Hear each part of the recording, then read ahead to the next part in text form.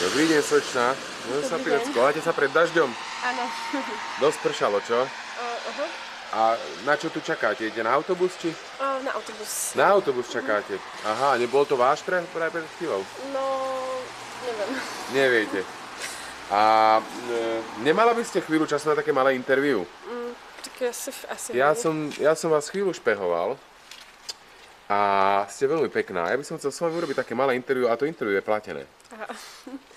A akože o čo by išlo? Len pár otázok, že sa vás opýtam. Však kde zarobíte Tak dobré, dvojku? no. Tak asi interview v pohode. Kde zarobíte dvojku za 3 minútky? No, môžem sa vás opýtať na vaše meno? Áno, Adriana. Teší ma, ja som Martin. Teší ma. Adriana. A odkiaľ ste, keď sa môžem opýtať? Tak zo Slovenska, no. Zo Slovenska. A koľko máte rokov, Adriana? 28. 28? Ale tak bola by som vám menej. Ďakujem. A môžem sa pýtať, vy dosť športujete, že?